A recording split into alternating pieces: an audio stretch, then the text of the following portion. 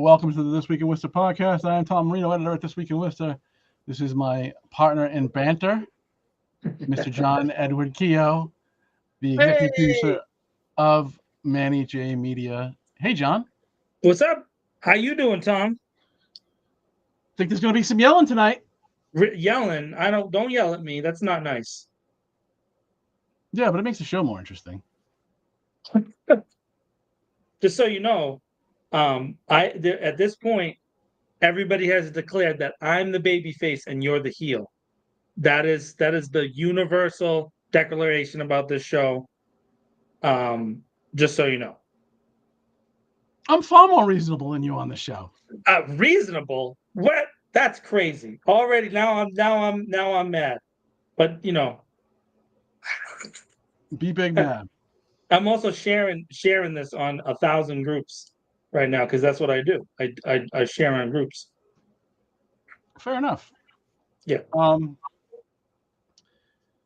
Today, we are going to talk about the city manager and mayor's joint statement on the traffic violence crisis in Worcester. We're going to talk about some things being said on the campaign trail about crime stats and how it is at best spin, and the absolute dumbest and most infuriating story possible. The completely manufactured controversy at the Olympics over some Olympic boxers. I'm excited about not that. I'm going to yell a lot about that. I'm by the way, I'm previewing with these lovely people. This is Brontosaurus and this is an elephant. I'm going to make a stop motion animation music video with these two. I'm going to sing a song. They're going to be pals in the video. That's what I'm doing. Please wait till the end so I can cut it off. No, we're not gonna do it not gonna do it here, bro. Oh, we're gonna okay. do it Okay. outside. Okay. So first up, pardon this big blotch I have in the middle of my face. You know what you shouldn't do is eat things with cheese that come directly out of the oven. Don't do that. You get a burned lip. Nice. It looks like you got in a fist fight. Oh, I wish it was that exciting. I was just hungry. I feel and I was like, oh, this is hot, but I'm just going to eat it anyway. And then I went, bleh, and cheese hit my lip, and I was like, oh, that's going to be bad later. And whoo, was it bad later. That's great. So first up is the other day, I think it was Thursday, the city manager and the mayor released a joint statement declaring and I quote, road safety and traffic violence crisis in the city. It doesn't have any legal weight. It's more a tool to raise awareness on what seems to be every few days situation now, almost. There's been 3 incidents of young people hit by cars recently. Most recently, I believe, was on Shrewsbury Street last week. The story I heard from an incredibly reliable source, but nonetheless was, I got it secondhand, was that it was actually an off-duty police officer had stopped in the left lane to let somebody cross on Shrewsbury Street. And as the person was crossing, the person in the right lane barreled into them. And it was a young girl who was not doing well. Is in the hospital and is alive, but last I heard, at least, had a tough road ahead of her. So, I mean, it's a little bit of performative politics. What I find most interesting about this is that Councillor Hajii from District 5, had an order in council about this last week, and there was lots of, let's call it, consternation about what it means and does it have legal weight, and it ended up being held. And I find it, not controversial or anything, but I just find it interesting that just a few days later, of course, another crash happened, that being the catalyst, I think, for their statement.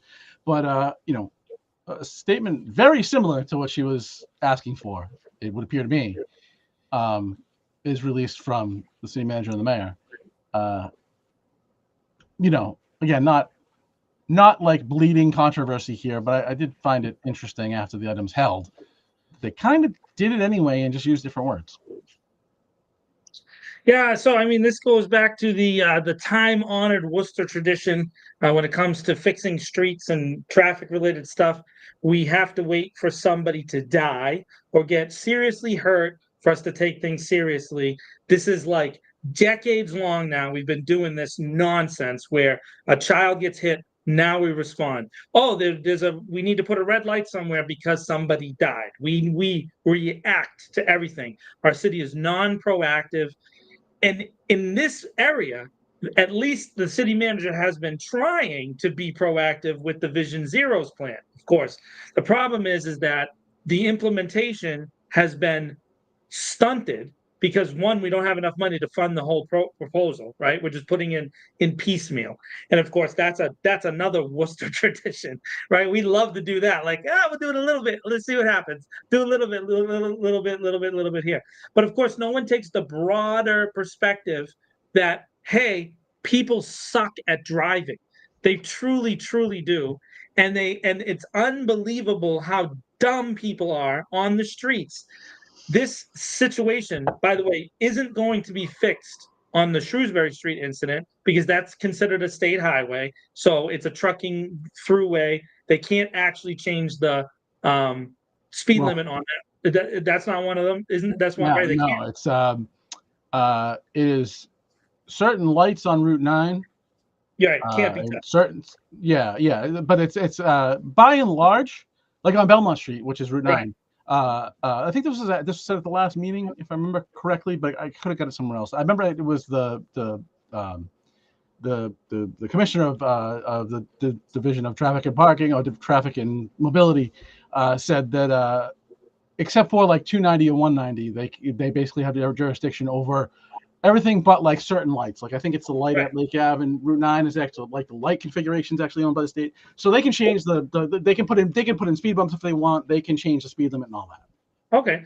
All right. So, but even with a speed limit change, Shrewsbury Street in this particular case is a pedestrian death trap and has been for a long time.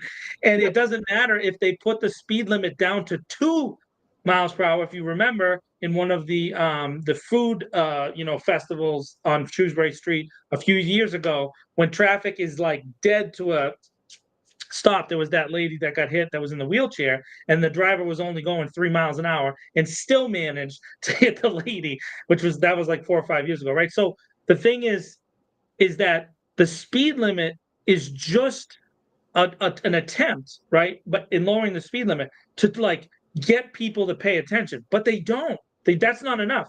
The systematic behavioral changes that are needed is really what's necessary. But the problem is that the way people drive is not just connected to driving behavior, it's connected to economic behavior, right? So people feel the need to get to work desperately on time or whatever on this way that people are, and our lives are so full of 10 billion things that we're on our way out the door, we forgot 6 things on the way out and we had to go back and now we're late, and then you get behind the one guy who decides he wants to go 15 miles below the speed limit, he makes you upset, someone beeps at you, another person comes across with no blinker, yada yada yada, now you're angry, now you're driving in a bad way. And it's a behavioral issue that has to be addressed like completely with everybody on the same page. And you can't get everybody on the same page. Yeah, it's not a thing. Like you said, though, we had it's only because a certain city councilor brings this issue to the fore, and because another city councilor doesn't like that city councilor, they kill the thing. And it's symbolic anyways. There was no real teeth behind it, but now they put out a letter that also has no teeth and is symbolic, but they didn't even give credit to the original city councilor who brought it up as a hey, we should try to do this. It's just absolute nonsense. And then the last part is this: Vision Zero is not a unique idea to this city. No. In fact, if you look at Vision Zero, it is word for word copied from the New York version of the plan. All they did was take New York City and they put it right in here. The problem is that Worcester is not New York City and has unique, specific issues related to its topography. Right? We have hills. They're islands. It is what it is. Let's have the discussion, but let's implement changes rapidly to make sure kids don't get hurt. I remember a few years ago there was this talk about putting these footbridges, old school footbridges on the streets that we were going to consider, where we wanted pedestrian traffic to go. Shrewsbury Street was one of them, specifically Cristoforo Columbus Park. They were going to have a overwalk there because there's a lot of people who go to that park and do events and da da da da da. Taste of the city, taste of Shrewsbury Street, all this other stuff. And yet it was held up and bogged down, and we can't even build a little bridge. Right? I mean, forget about the potholes. There's no way we're going to get a bridge, right? And so it's just nonsense, Tom. Just nonsense. So I don't. I mean, so Councilor Haji was pretty clear that in the discussion that this is very performative. It's about promoting the problem and trying to put some urgency behind the problem. I don't have a problem with that. And I don't really have a problem with the letter they wrote and kind of making that announcement. I think it's largely has the same aim to try and raise awareness about this is an issue that's really just relentless at this point. No, I agree with you. I'm saying that they killed her proposal for because of the traffic. They just killed her proposal because they don't like her. And that is annoying because the issue we see clearly is an issue in Worcester. We have a horrible set of sucky drivers, and they all live in the Seven Hills of Worcester. I swear to God, it's unbelievable. I think there was 2 reports requested, the stupid report system, but nonetheless. Councilor Bergman, I believe, wanted to know like if there was any legal ramifications here. Does this do anything? No. And that's a reasonable ask, I would say. And Councilor Russell had wanted to report on if this declaration was to be made, was that give the city manager any rights he wouldn't otherwise have, to take any powers away from the city council. Legitimate speaking my language. By Councilor Russell, because that is a problem with our city. Yeah, sure. Yeah. Good question. So, I don't agree with Councilor Russell on everything. We disagree on a vast array of things. But his seeming to be becoming louder and more consistent advocacy for the rights of council hit me in a spot soft in my heart, because I think they should all be talking about that. Yeah. But I don't know. I wouldn't call it nonsense. It doesn't really, I guess, do anything, but I don't think it was intended to do anything but raise awareness. I don't hate it. I don't hate it. I have no problem with the letter in general. What I'm saying is it's reactive. It's reactive to a situation that we all know exists. We all know this. Everybody, if you live in Worcester, if you live in any of the surrounding towns and you have to drive in Worcester in any level more than once a week, it is horrendous, and you are literally taking your life in your hands on a regular basis. If you go, there's actually a cool report that the police department put out about the number of crashes in the city. It's unbelievable high. It's like that's how often. And then when you really think about it, it really is. It does happen this often. And another part of it is that they don't actually really enforce traffic, other than like massive mistakes. So if you do 75 on Belmont Street by an officer, you're getting pulled over, right? If you're doing 75.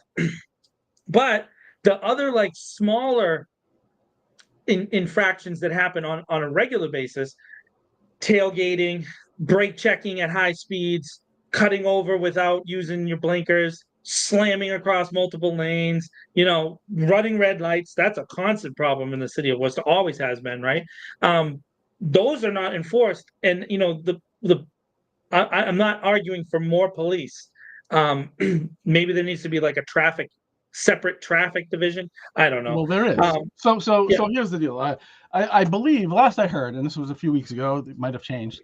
Last I heard, there was currently 12 people in the traffic division. Okay.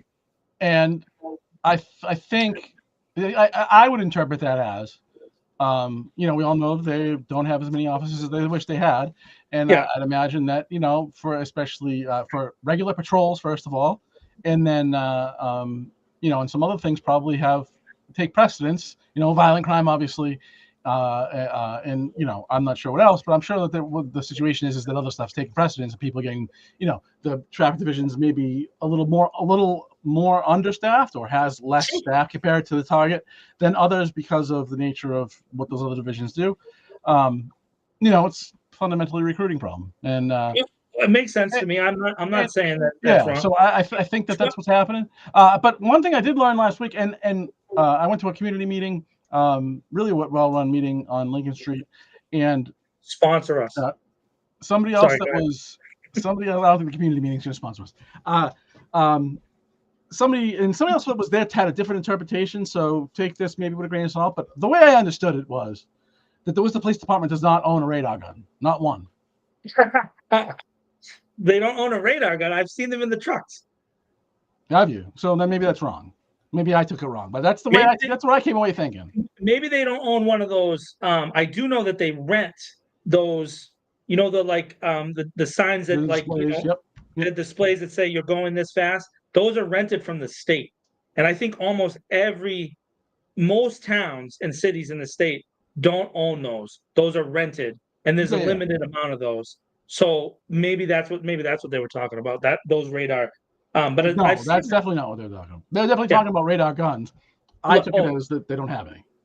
So that's weird because I've seen them, but maybe not. I don't know. So I do know that they do have state police in certain areas around the city sitting with the guns on in certain areas. So I've noticed that. So that must be some kind of assist thing. I don't know what they're doing there with that, because the state police does handle a lot of traffic enforcement in the state, which maybe should be their only focus, because when they get involved in investigations, otherwise they seem to torpedo them. All the state police come for John. Anyways, you said 12 people, right? So, just thinking about that, obviously all 12 are not on all at the same time, but if they were, there's at least 12 major intersections in the city that have significant traffic issues. And I'm assuming they're also related to detailing for like major construction projects, right? So they probably are staffing. That shouldn't be, because details should be off-duty officers. Okay. So I mean, here's the question about that. Is the person who is on the traffic division off and picking up shifts detailing, and does that affect their regular shifts? Is a question it shouldn't. It shouldn't. Right. My understanding of the way it works is, officers have their schedule that they work, and then then detail offers go out however they go out. Okay, so so again, I just think about it. Think about the city, the way the city's built. There's all these major intersections. There's a huge amount of traffic. We're a major thoroughfare. We're considered the port of central New England, not just Massachusetts. Tremendous amount of trucking goes on here on a regular basis. And so I just don't see how 12 people could manage the city. And so that makes sense that they just don't have enough people to enforce the rules. So then the way to do it, to me, is to teach people to do it differently, to behavioral change. The problem is we are a port, and we're a major thoroughfare in between all the other towns around and the cities around, right? So people come through that don't live here. And so you might have driving behavior that's, coming from other places. But generally speaking, I was driving in Boston today. People can't drive there either. They can't drive there. I was in Rhode Island last week. People can't drive there. It turns out people just don't know how to drive. Just everywhere, no one knows how to drive. It's horrible. Yeah, no, and I mean, look, I'm not saying I'm avid observer of the speed limit by any means. I mean, I'm trying to get to where I'm going too, but people just need to calm down. I mean, at this point, I mean, it's every you know, it's hard to go through a few days before somebody else gets hit in the road. I mean, you know, and people come up with all these anecdotal stuff about, you know, oh, it was a kid, where was their parents, or, you know, this and that. I mean, the number of people getting hit in the road, it defies any anecdotal excuse. Yeah, that's the whataboutism world that we live in. So it's when someone says something, you have to what about them? What about? What about? What Yeah. about? And instead of just a kid got hit by a car, that's terrible. We should change driving behavior. But instead, they respond that they have to defend the like anonymous driver. You know what I mean? Who, by the way, in this case, in the case of the young girl who is I don't know that they're in critical condition, right? The second Right. the That second last I person, heard. Yeah. the driver was cited they were cited because there was cameras and there's other stuff around there. So the person was cited for committing a traffic violation in this process. So it wasn't like they just had someone just jump across the street in the middle of the thing. And if you go to Shrewsbury Street, people run red lights on Shrewsbury Street literally every minute. It's unbelievable, and people are always trying to jump those lights. So I think that that's what kind of happened. The report is a little unclear. The one that they put on the little data portal thing. You know, maybe we can put in for because they redacted names and stuff, so it was weird how it was set up. But if you look at the full report, it looks like the person was cited for something. So in this case, the driver did something wrong, right? And because normally, in a situation like that, you wouldn't get that infraction because you wouldn't get caught, and you got caught because someone got hurt, right? So again, the people who defend drivers, man. And by the way, Tom, I speed too. It's not like I'm a perfect driver either. I'm not. Right. Sometimes I speed. You know, actually, it's funny. I have a picture on my phone. I get a weekly report from Samsung, and today I got a picture, a little report that said I used my phone 0 minutes while driving this week. Ah, and I felt like a champion because I feel like that's the worst thing you can do, be distracted while you're driving. So, you know, I try to make sure I plug the phone in and I put it on the thing, you know, and it's not in front of me like this in the window where you see most people doing. Most people driving like this. I don't know. To me, that's the most distracting thing in the world. When it's, What do you do? I thought you meant the little holder on the windshield. I think that's just it. Like when it's right in That's your even face all the worse time. though. I think when you put it up on the window, you're not looking straight down the road. You're looking at the thing and the road. So you're only using one of your eyes, and you lose peripheral vision. And it should be Yeah. down, not up. You know. Anyways, Yeah. that's just Yeah. another. So Yeah. Right.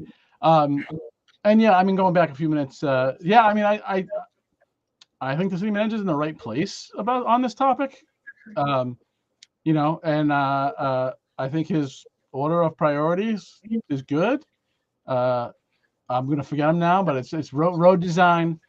You know, enforcement was the third one. I forget what the second one was. But education. oh yeah, right. Yeah. You know, I know people. You know, it's turned into a culture war on Mill Street, but you know, look, but that I just don't see how people don't see that it calms traffic. I mean, that thing was a speedway. You know, implementation, you want to criticize him for that. I mean, I think he's acknowledged that. But you know, I think in general he's in the right place about this, and obviously it appears to be taking it very seriously. And you know, as far as making rapid changes and not piecemeal, it's going to be piecemeal. It's going to be piecemeal. We had to build a ballpark. We can't borrow the money. That's the bottom line. You know, I mean, we built 2 schools and going to build another one, and we had to build a ballpark. And their ability to borrow with what they borrow normally, and then for the normal course of business, they're up against their debt limit without. Wait a second. Are you saying that there's not major economic development and investment in the city that could lead to us being able to do things not with piecemeal? I feel like that's a broader topic, Tom. Well, nonetheless, I mean, my only point here is I don't want to go there. My only point here is just because we'll never do the rest of the things that we have on the board if we do. 4-hour show. But I mean, you know, I mean, they this was explained in council. I don't know, a couple months ago when we were talking about, you know, approving to move forward with redoing the Burncoat schools. Is once they do that, they, you know, their ability to borrow more money after doing the high school, I mean, doing the Burncoat schools, is limited because otherwise they're going to start jeopardizing their credit rating for having too much debt. So, and you don't want to see them do that because then they'll be paying all sorts of more money on the debt they already have, and it's no good. So, I will go back to, I have no problem building schools, build more schools. I'll go back to, we had to build a ballpark. So piecemeal it is. Although I will say this, as much as I think it was still, I think like it was really difficult to fix it no matter what you were going to do. I do prefer the new Kelly Square design versus the old Kelly Square design.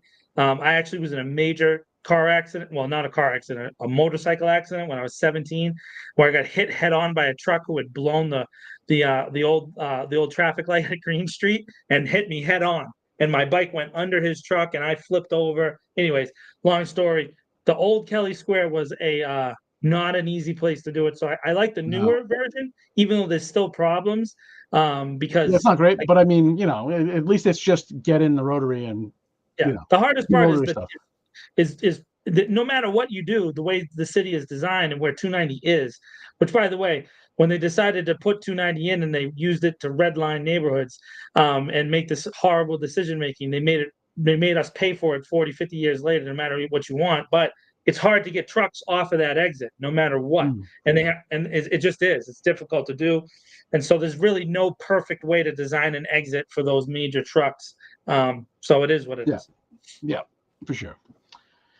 All right, moving on. On the federal campaign trail, there's been some, or I guess adjacent to the campaign, there's been some talk about crime stats that you wanted to cover. So yeah, so I shall cede the floor to you. So, by the way, I'm very excited. I don't know if everybody's been watching, but there has been the White Boy Parade with the attempt to be the vice presidential candidate with a current Vice President Harris, right? And I've been saying this on all the different things that I've been on and involved because I can't stand the attacks that they've been doing against her. Vice President Harris is the vice president and was elected vice president and should be referred to as Madam Vice President or Vice President Harris, just like we give the same dignity to President Trump, right? Once you're elected, you receive that title. And so for people that are trying to tear that down, I find that annoying. So I'm going to keep saying that because that's the right way to do it. And for my fellow faith members, we should be approaching people with dignity, right? And that's the dignity that she's earned, and she deserves to be called Vice President Harris. Anyways, I do like all the different people that are auditioning to be her vice president. I love it. I do like it. But I find it annoying when there's a line of criticism that's being thrown out there that is disingenuous. This is my opinion, okay? At Clark University, my degree is in communications, and I had a concentration in criminal justice statistics because I have an interest in that area, in that field. It's a much longer story. We're not going to get into that now. But I do believe that there's been a big shift over the past 20 years in how we accumulate data related to crime, right? And so Pete Buttigieg, who is the current secretary in the Biden administration, has been going on a lot of the cable news shows and doing a lot of stuff out there, which I think is a soft rollout for maybe him being a presidential pick. Josh Shapiro, you saw that. Gretchen. Oh, I'm gonna forget her last name. Gretchen Whitmer. Gretchen Whitmer dropped out. The guy from South Carolina, North Carolina. No, Kentucky. Yeah, he dropped out. So and then Gavin Newsom hasn't said anything yet. Really, we don't know. California, but probably they wouldn't pick him because he doesn't really change anything. They're going to win California most likely, anyways, unless it's a major change in life. California should be Democrat. But so, anyways, Pete is a very articulate person who has an ability to communicate things very well, and he's clearly the most prepared of all of these people when he goes on Fox News, and Fox News loves this guy. They love him. They really do. They put him on there as many times as they can, which is interesting, which may be an indication maybe this guy can win and he can be someone who attracts centrist Republicans, right? Because there is still the movement. What do they call them? The never Trumpers, the middle Republicans. Man, these names are great. But anyways, he's been talking about crime statistics, and one of the things he's brought up is that during Joe Biden's administration, that crime is overall down. And then specifically, and Tom and I were talking about this before the show, violent crime is down. It's not a major down, but it is down. Okay, so he's not wrong about it being down. Okay, so here's where my opinion comes up. Part of the reason that the crime statistics are down is because in the last 6 years, and I'm saying that on purpose, there has been a decided effort by a bipartisan coalition, so both Republicans and Democrats, to not prosecute specific crime. Okay, which crimes are those? So obviously, simple possession of marijuana is almost completely eliminated in our country as a crime. It's still on the books as a crime in many, many, many states, but it has been no longer do people get arrested for it. Very rarely. It's been reduced significantly. Obviously, because marijuana has been legalized in almost every every state. I think at this point, maybe a few stragglers have held out on that. But generally speaking, the movement is that marijuana is going to be a legal substance in our country, and the feds are very close to legalizing it at the banking level. They moved it from Schedule A to Schedule C a couple months ago. So that's actually good for people who need it for medicine. It's no longer a federal crime, right? Mhm. Anyway, the point is that they are not arresting that as a crime anymore. They're also not arresting shoplifting very much. There's been a decided movement away from shoplifting as a crime. It's led to some different things in different places. Like Chicago had a big, controversy where a bunch of people were just going in shoplifting and walking out, so they had to kind of draw that back. But those kind of simple theft issues, they've reduced that as a prosecution, and they've used what's called alternative prosecution. So they refer younger people who have been caught up in that kind of thing into alternative programs, and they don't ever get a record. And their statistics are not reported in the same way that they were in the past. If you include those crimes, crime is basically flat since President Trump's administration. Violent crime is still down. It is what it is. He can go around. It's up in certain places, but overall, as a nation, right? So this is where you're getting into these arguments. Violent crime is down now. The big argument for that is that the pandemic year, blah blah blah blah, all that other stuff. There's a bunch of ways you can argue about that. Long story short, it's still a manipulation. I don't like that they put part of the information out there when they're trying to convince people to vote for them. To me, it's an even better argument for him to say, we've taken a data-based approach for how we want to deal with crime and statistics, and talk about that, or talk about the reason that those crimes were prosecuted in the first place, right? But they can't do that because Joe Biden, in particular, had a terrible legacy in relation to criminal justice. And as much as there's been some push back on Vice President Harris as a prosecutor, there's been a change in the narrative there on her record and whether or not it's bad or good. That is something that some folks look at and say, hey, you're a prosecutor, I'm never going to vote for you, right? So the argument is, do you lean into her being a prosecutor?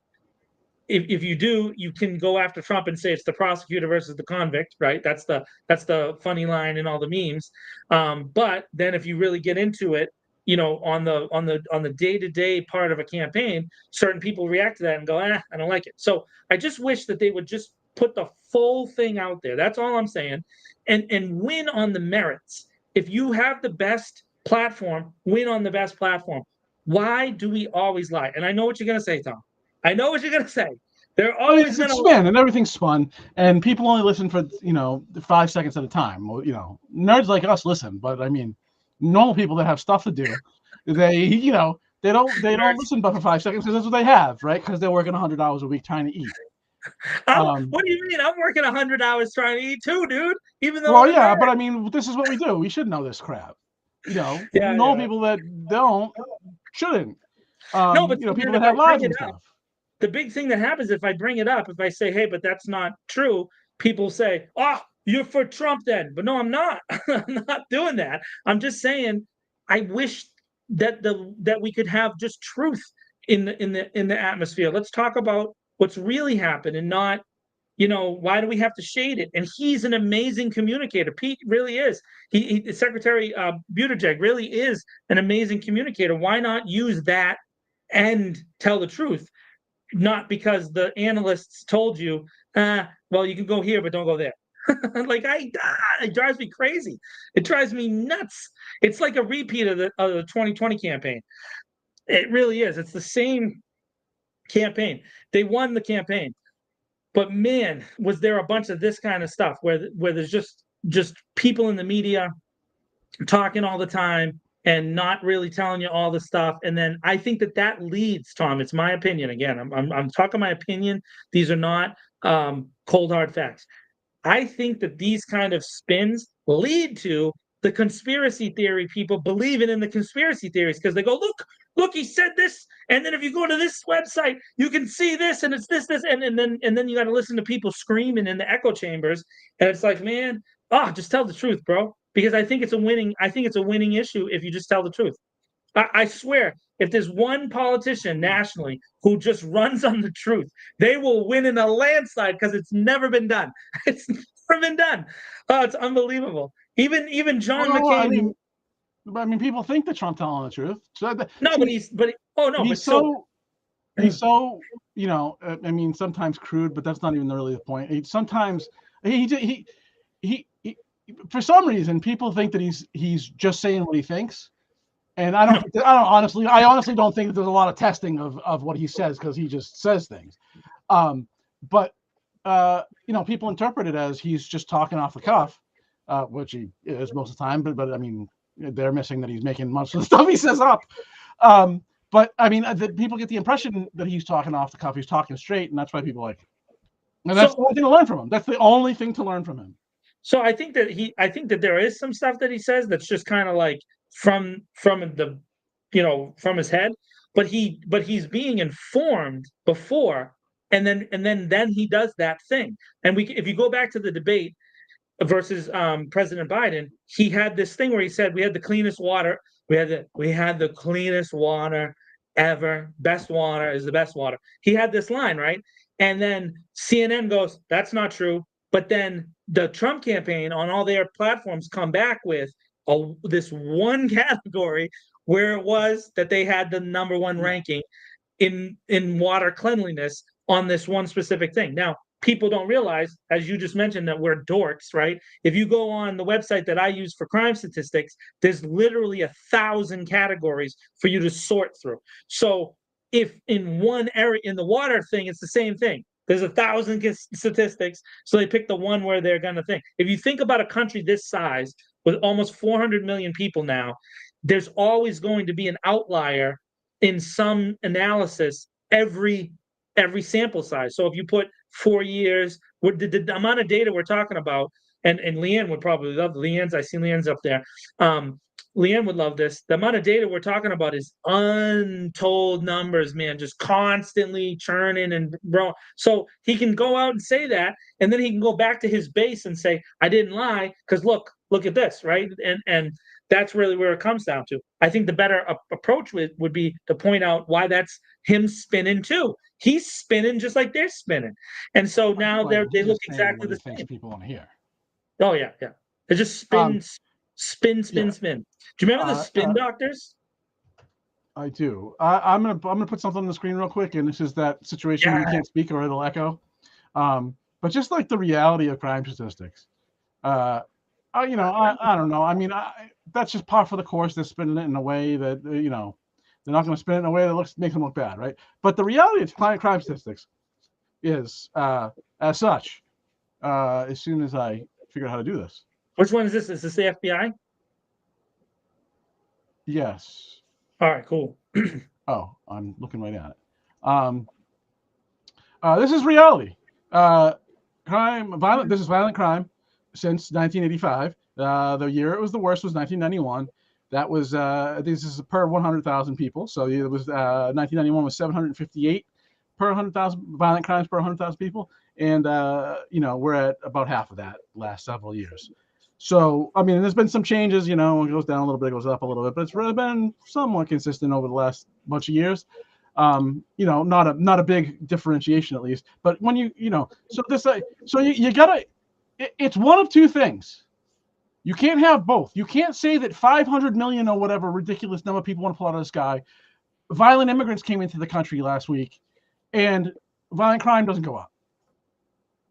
You can't have it both ways. I will take this off so you can speak. Now I've X'd you out. I am right So here, but I am little. You are little. I'm just little. So if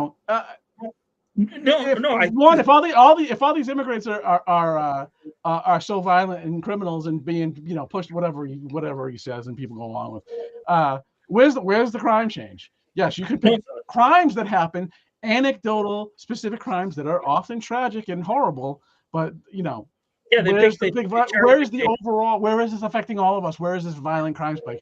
So then, you want me to give you what he would say? I agree with what you're saying. You're 100% right. It's a spin thing too. But I can tell you what he says to his crowds because I've been watching to kind of see the responses to this stuff. And so in this particular case, that chart that you just showed is something that you've seen the Democrats go on and say, "Hey, look, crime's down. Look at." And so what he does, he responds and he says, "Well, the FBI doesn't track this data on purpose because they're part of the deep state, and of the deep state." Right. So then you can never even have a conversation because but here's the only data we have. Show me some other chart that you have that shows the numbers that you're talking about, and you just don't have those numbers. There actually is a local story related to this, in the Healy administration's decision to close to change the right to shelter law, and that is that there has been some violent acts, but it's not the volume that you hear talked about at President Trump's rallies, where or people that are really conservative, where they're talking about it happening 70,000 times a day. It's not like that. It's not. It's usually. And in the case of one of the shelters in Boston, there was a single incident. It's a tragedy that it happened, but they shut the shelter down. The whole shelter, right? So 85 beds zapped, gone, and they kicked everybody out. The guy got arrested. I don't know what's going to happen with him or whatnot.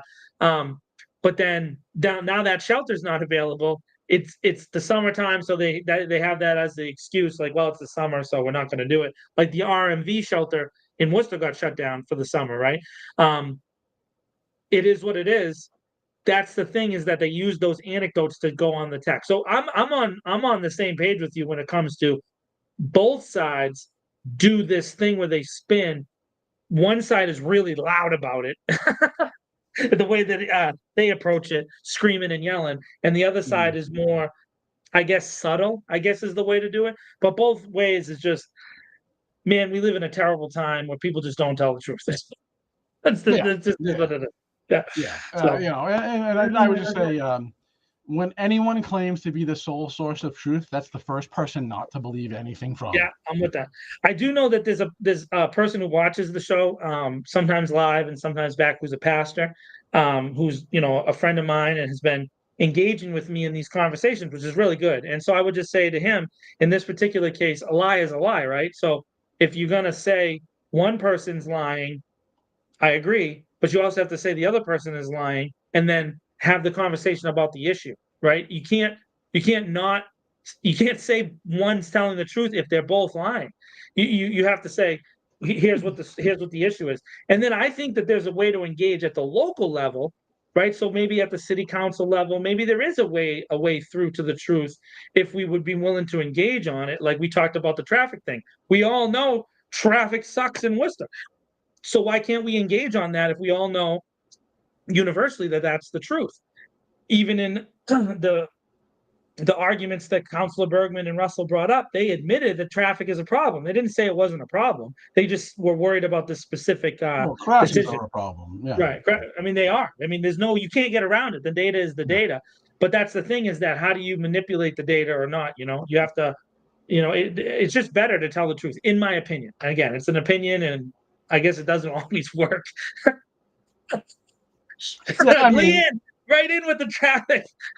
yeah, I mean, look. I mean, yeah, traffic's bad. Go to Atlanta and She watch wants her six own. out She wants her own. watch 6-lane highways sit there in like a parking lot. Oh yeah, for sure. Traffic sucks everywhere. I'm with you. It's not. There's no place, at least in the United States, that I know of, that like people like go, oh, traffic is wonderful here. maybe like towns where there's only one stoplight or something. Maybe they have a nice uh traffic experience there. Yeah, really. Um, so the last thing I want to talk about. Oh, the worst story ever. The worst story ever. I So, hate it. like, but how did this even become a thing? Is the question. Manufactured outrage. That's all it is, man. It's manufactured outrage. It's fake, fake, fake outrage. It's not even real. It's so bad, man. So Oh, this is the facts, folks. okay. Tom's bringing the facts. There are two athletes in Paris right now competing in the Olympics as boxers, two women. And yes, they are women. I don't know much about the Taiwanese person, but there's two people that are being accused of being men or something weird. I don't know much about the Taiwanese person. The other woman is from Algeria. She is just won yesterday and will medal. I think she's fighting in a couple days to see where she finishes. Her name is Amani Khalif, I believe is how you pronounce it.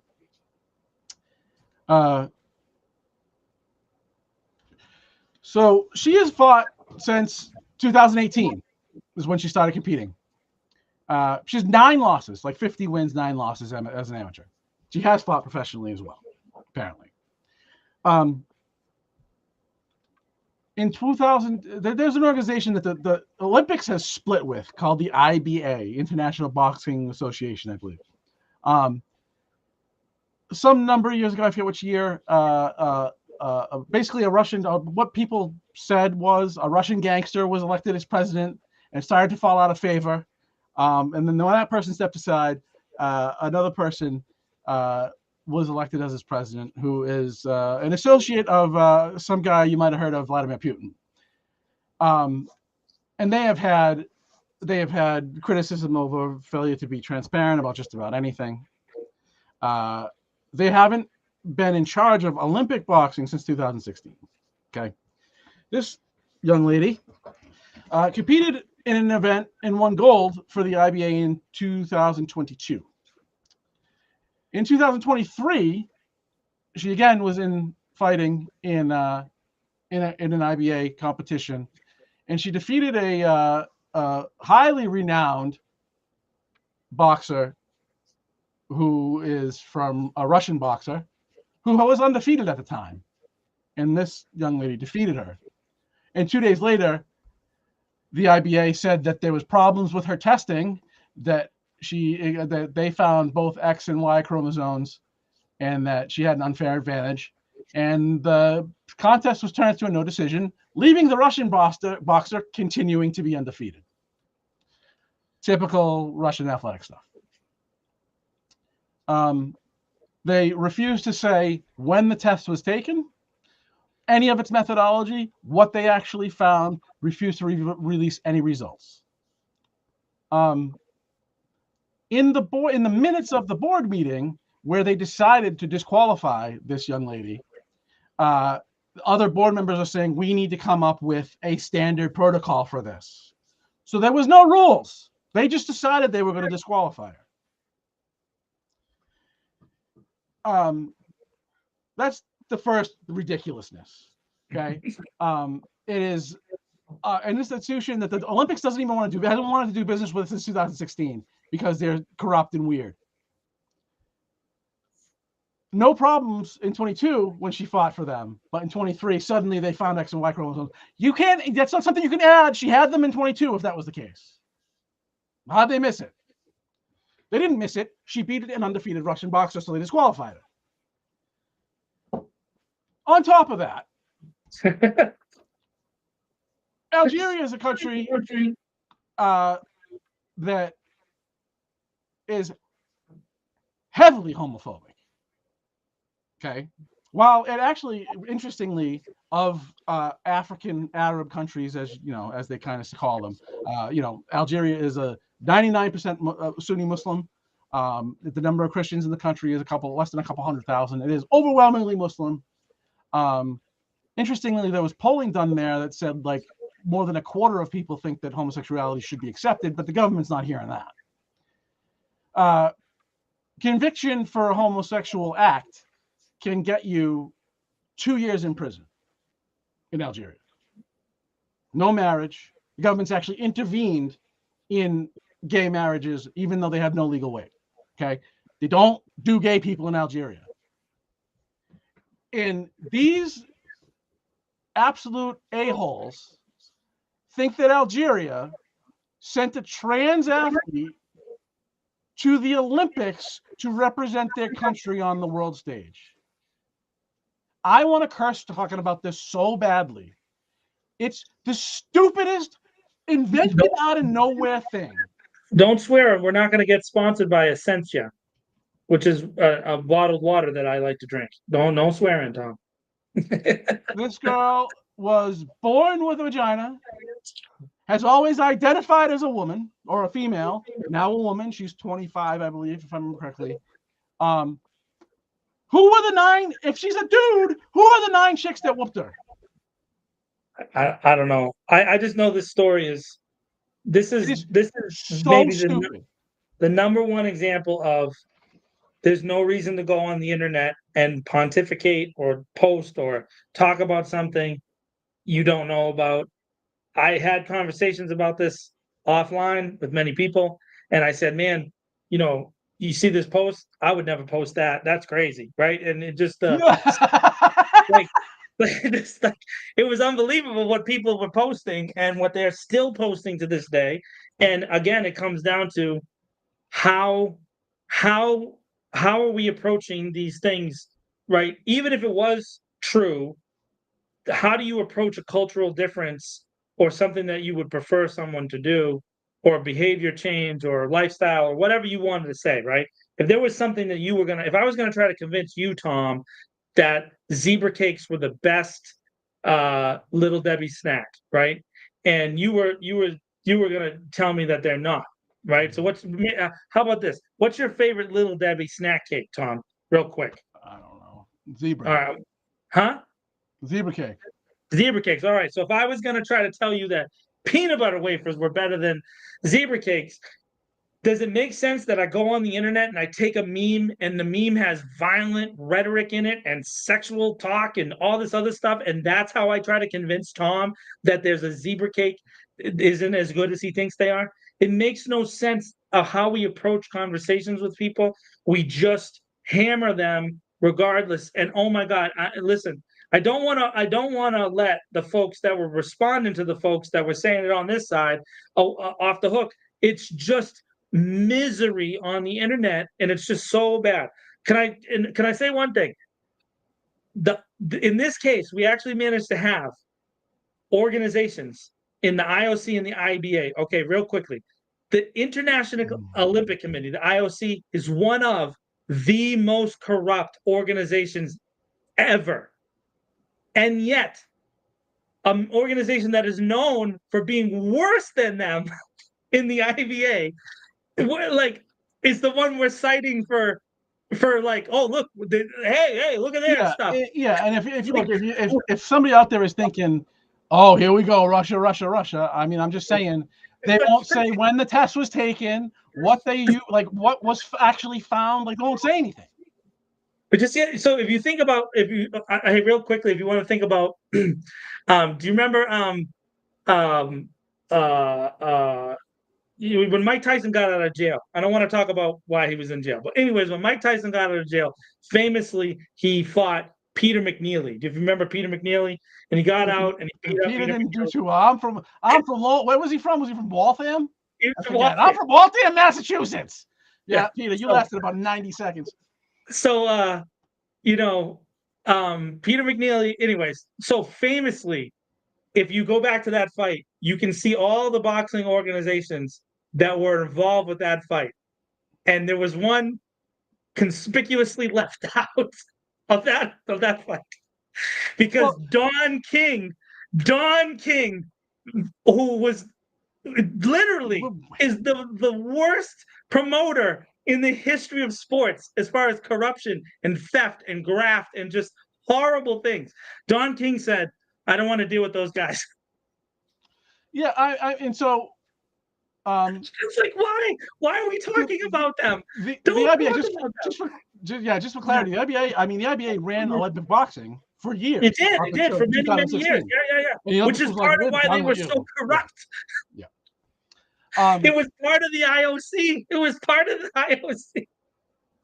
Well, so I mean, I don't want to go down that road. I mean, IOC is corrupted as far as like bids for Olympics and bids for events and all that. But I mean, as far as the athletics, I actually think the IBA getting kicked out and the IOC bringing independence to their boxing thing is actually a great thing. It's similar to what happened in basketball. If you remember, before the Dream Team, so back in the 80s. Go ahead. Yeah, so there's another organization that's forming. Actually, boxing at the 28 Olympics is at risk if there isn't a new. So I don't get the intricacies of all the rules or whatever, but yeah, the IOC is the IOC is running the event this time, but they don't want to be in the business of regulating boxing. They want to be in the business of regulating sport. They want to be organizers and then have all these regulatory bodies do the individualized sports, and they want those regulatory agencies to be independent from, if you go to the real quickly to the gymnastics thing, right? So there's this big controversy between the World Anti-Doping Association, known as WADA, and the two country versions of that, so USADA and CHADA, which is the China version of the same thing, and whether or not they were testing fairly at the Olympics in Beijing, and then there was medals and stuff like that are involved. And so these controversies go on for years and years and years and years when there's all these moving parts related to which country's hosting. Like you said, if the host country is getting a, hey, we're going to look the other way because it's your time, and so there's all kinds of stuff. In this case, it was just people on the internet, on Facebook, on Twitter, on Instagram, on TikTok, just seeing someone else do something and go, hey, I'm going to post that on my timeline and I'm going to hope for the best. It's like, no, just don't do it. Even if you think that you have the information to repudiate Tom's facts, if you think that you have some specialized, detailed, secret, whatever, don't put it on Facebook. Stop it. Stop it. And the fighter that this all started because Khalif fought a woman from Italy, and that woman quit like I think it was 46 seconds in, and that woman's come out and said I wasn't making any political statement. She said some stuff about sensing the presence of her father, and she said I just emotionally lost it. I feel terrible for what this girl was going through. I didn't not shake her hand to disrespect her. I was, having a tough time. It was just crying in the ring. I mean, Olympic dreams were just snatched from you and you were losing it. No slight to her, no shame in crying. But by the way, it's also boxing. This happens in boxing with dudes, right? It doesn't matter whether it's a girl or a guy. She got punched in the face and it wasn't good. Punched in the face. It hurts when you get punched in the face. What do you mean? Like, what is wrong with people? I mean, so the criticism, and then you see people going after her like she's like something's wrong, and then oh my goodness, the memes that I've seen, the horrendous stuff that I see. It's like, what? All that happened was they clipped this girl quitting, and they were like, this girl got thrown out of a tournament last year for, you know, they also said that she had elevated testosterone levels, but they won't say what the levels were. By the way, that doesn't mean that she's a dude. It means she could have been taking testosterone, because that's a common thing among these high-level athletes. She could have both X and Y chromosomes and have elevated testosterone. That happens. Yeah. And then I have elevated testosterone right now. You can see it in my face. We're too old for that. I got some testosterone there, Tommy. Let me tell you. And you know, just the Olympic testing regime for this year's Olympics started in like May, the pre-testing. And oh yeah, man, they go. Oh, it's crazy. Yeah, the testing. Oh my goodness. And interestingly enough, right in the rules, if you are from Russia or Belarus, you have to be tested by someone outside your country. Yeah, because they were getting caught cheating by peeing other people's pee. It's crazy, some of the stuff that they were doing. By the way, that's like an old trick that probationers do. People on probation, when they don't want to get caught, tested high for pot, they used to have other people pee. So the what are you doing? Whomever, let's stop the pee talk. We're getting yelled at by Leon. So whatever the Olympics rules are, and I didn't get to do a deep dive into what their rules are for eligibility, but you know, the whatever, the chairperson or the president of the Olympics now, or whatever, has been pretty forceful about this is nonsense. And you know, if there was something here, we would of course intervene, but there's not, and we're not going to play this culture war game. Was the gist of what he said. Yeah, I'm with that. Yeah. To me, again, the culture war. That's the problem, Tom. This goes back to our conversation about politics and our conversation about, you know, no one can just have a conversation anymore, even if there is some, you know, broader connection to maybe you want to teach someone to do something different or think different or be different. They just can't have a conversation. They just have to go immediately to the worst scenario possible. And oh my goodness, man. One particular, it's just crazy. Just crazy. You know, I'm the first to say that like we're too into this stuff, and you know, people have lives and have stuff to do, and like this is what we chose to do, and that's why we spend time on this stuff. I didn't want to watch the Olympics at all. But anybody that's been advancing this or been sharing it or whatever, I mean, you just had to dig for seconds like you were an adult. Yeah. And you could have found that everything around even claiming that this woman even has both chromosomes is even sketchy. Yeah. So people really just need to stop with the trans hate. We're talking about like 0.5% to 1% of people in the country. Leave them alone. Just leave them alone. Just the conversation is it's literally has no value. There's no value. Hey, by the way, even though I haven't watched the Olympics in a long time, and part of the reason I generally don't is because I think it's one of the biggest corporate cash grabs ever, and it shows a lot of the disparity in our world.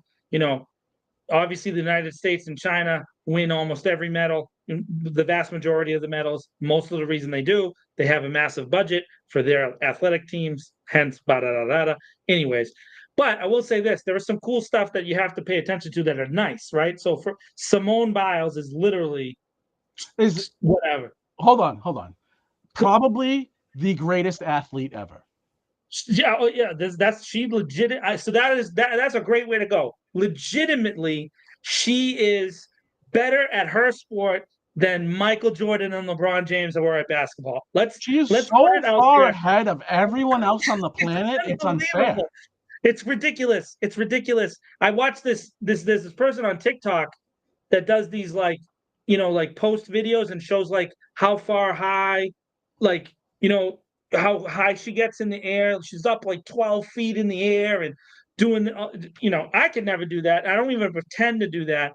Unbelievable. Like you said, arguably, maybe one of the greatest athletes of all time, and she deserves credit. And on another note, the renaissance of Flavor Flav continues. No, it doesn't. Yes. Flavor Flav in Paris is amazing. It's great. Snoop Dogg carrying the torch. It looked like a giant marijuana thing when he was carrying it, of course. It's ridiculous nonsense. So, I mean, and then a bunch of amazing athletes who do really work really hard. I understand that there's some question about some of the stuff, but what I really wanted to get to is the dude, the shooter, the guy who was the trap shooter, the guy, and he was like, he was just like, He's just standing. Oh yeah, he's from. I saw that picture. I think yeah, that picture went around a bit. I think he was from that Switzerland or guy something. I forget where he's from. Oh no, Belgium. is I think he was from.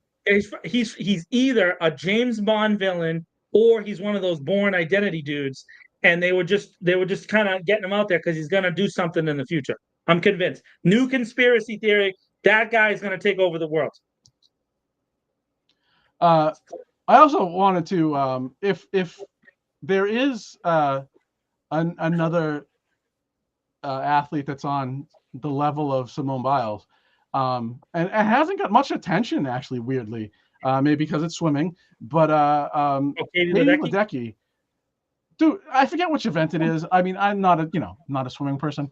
I don't follow the swimming, but in one of the events that she competes in, and she basically wins everything that she does. But in one of the events, her best event, she's not only the record holder.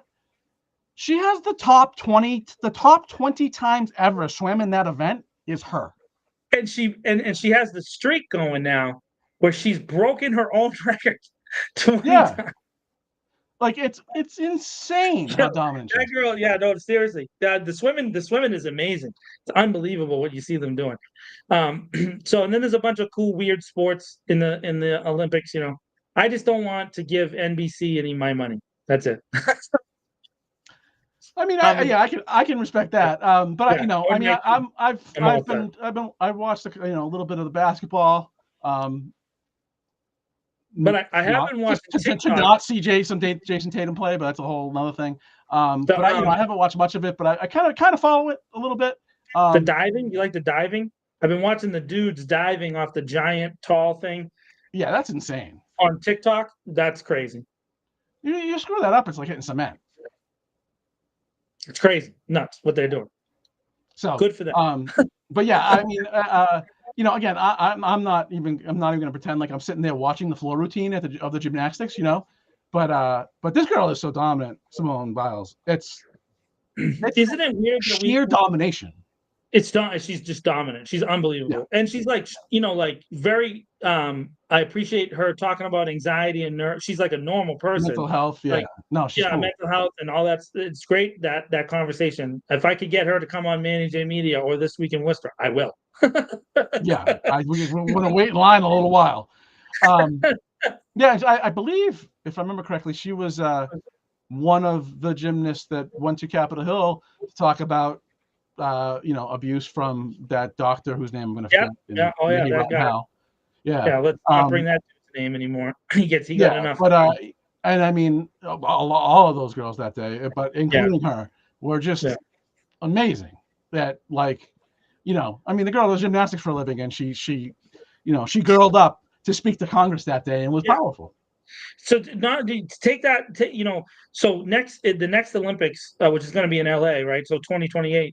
If she comes back, she has a chance to tie Carl Lewis's record and medal in the same event for 4 consecutive Olympics. Carl Lewis, Phelps, and then there's the Russian gymnast from the 50s. There's 3 people that hold this record, and so she would have the chance to do that if she came back.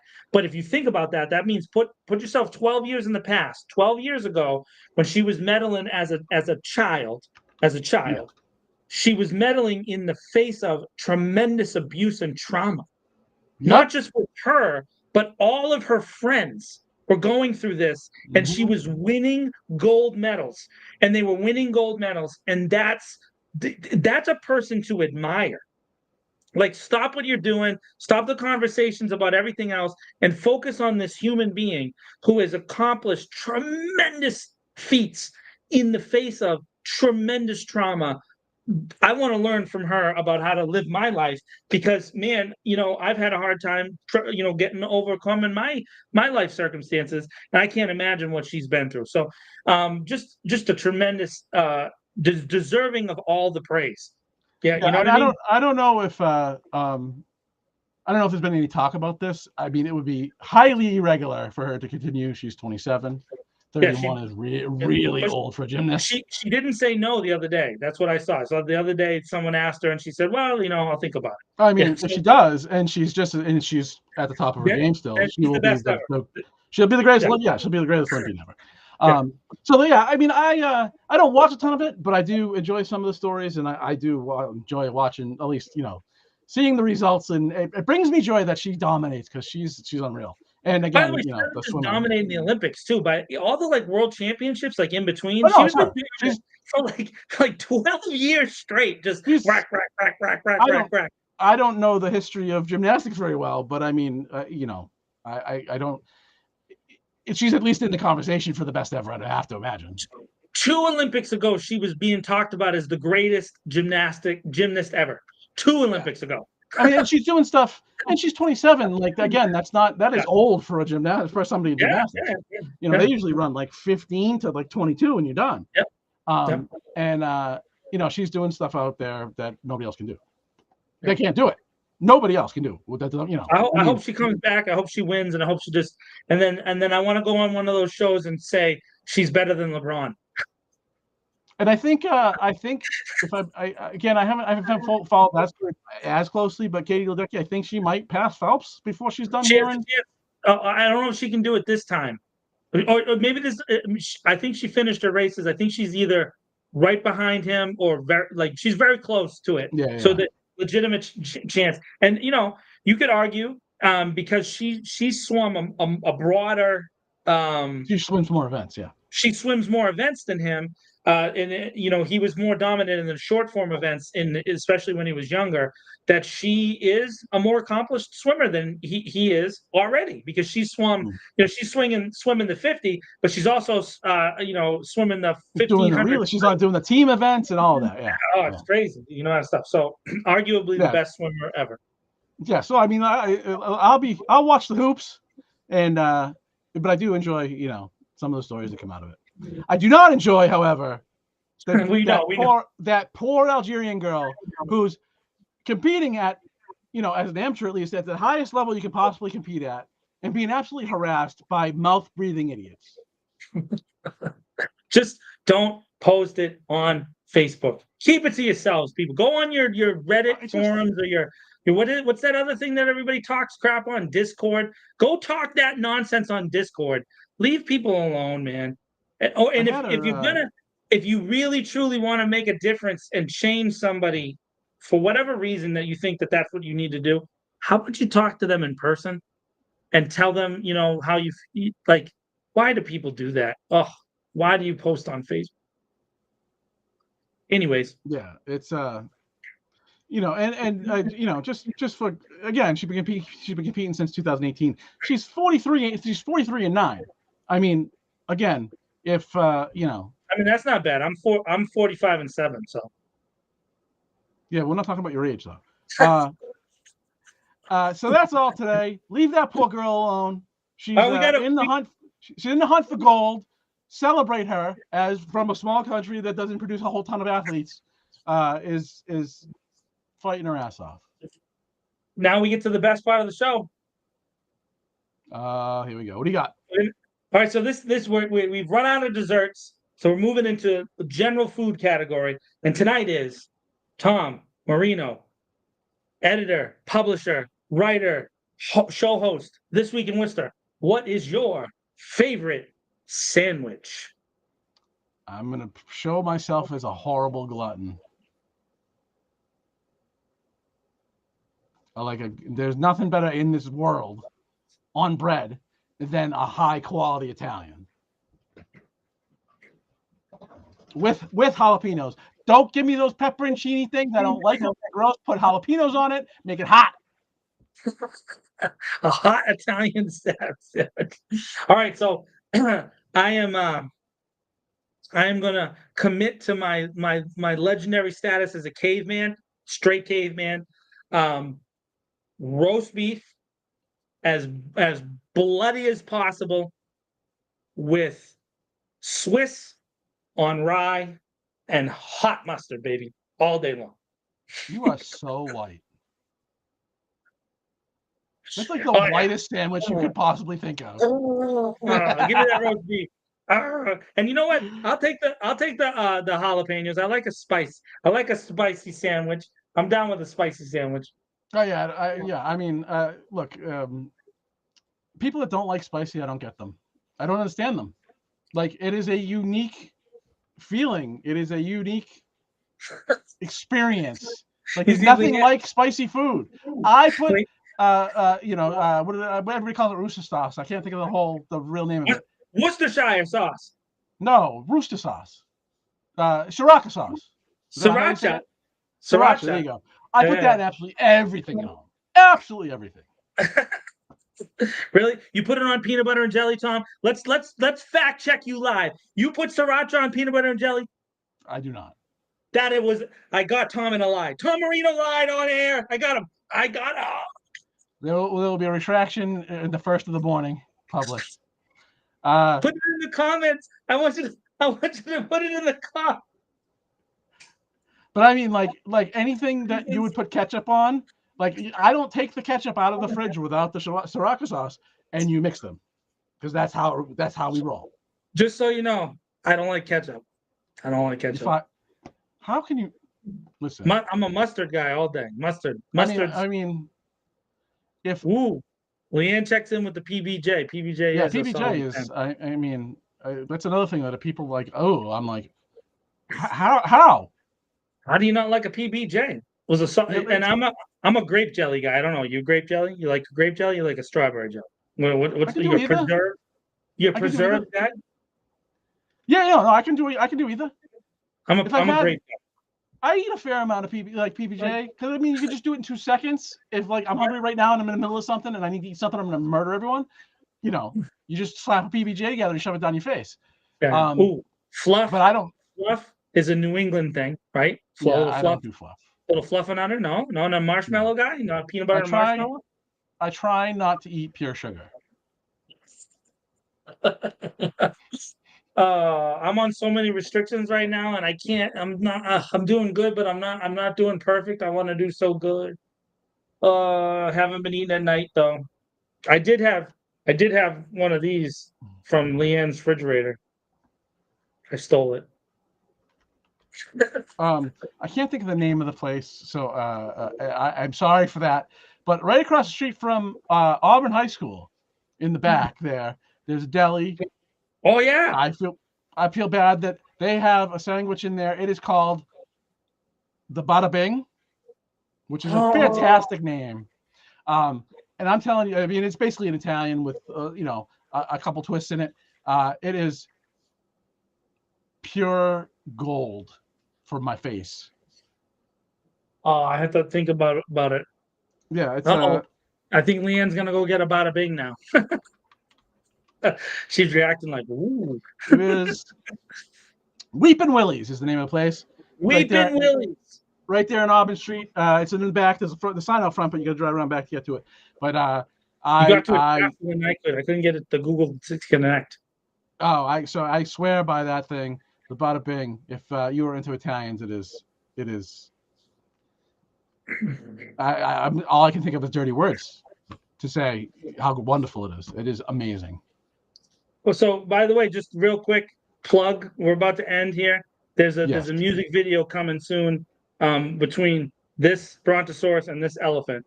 Just so if anybody wants to, check in, that'll be content coming soon. Little stop motion. Leanne says, "Well, are we gonna go? Hey, now we have to do a road show and go eat food. Eat some of these things. We got to go to Weepin' Willie's. Hey, Weepin' Willie's, by the way, if Tom remembers to tag you in the comments, we are accepting sponsorships at the This Week in Worcester podcast, and so you're more than welcome to sponsor the This Week in Worcester podcast. We're cheap too. We're cheap dates, so we will take a little bit of money and food, and we will come down and eat sandwiches live and have someone record us while smashing things into our face. Absolutely 100%. I will totally do that for This Week in Worcester podcast. Anybody that wants to see me and you eat has something wrong with them. That's not true, Tom. People love us. I mean, you're the heel. For sure, you're the heel, but people love us. I'm the baby face, you're the heel. There's no doubt about that. Where did the rule come from that the babyface doesn't make any sense? All right, that's Speaking of enough of this. wrestling, real quick, did you watch SummerSlam? Did you watch SummerSlam? No, You're no, not a no. wrestling guy? I Oh man. I I got I got over wrestling like when I turned into a teenager. I moved Speaking on. of, for the people out there that want to argue in the world, go watch SummerSlam. Go watch wrestling and argue about wrestling because man, that's the place where you can argue freely and just say crazy stuff to each other Yeah, about it. really. But the Leave return that of poor Roman Algerian girl alone. But there's this guy I like. His name is Joe Hendry, and he has a song called "I Believe in Joe Hendry." It's so Hendry? good. It's called Joe. I can sing the song. You want me to sing the song? No. You mean like Hendry Hill? Hendry. Joe Hendry. That's his last name. Hendry. Yeah. Hendry. What am I, like a clown? Like I'm here to amuse you? No, maybe he's related. I don't know. I'm not sure. Maybe it could be a distant relative, a son, a kid, a No, that's how. grandson. Come on. Come Say on. his name and That's he'll how appear. Pesci said Henry Hill's I name in the believe whole movie. in Joe Hendry. Hendry. All right, this is off the rails. We will try and screw it up less next week for my partner in rhetoric. John Yeah. Keogh, this is Tom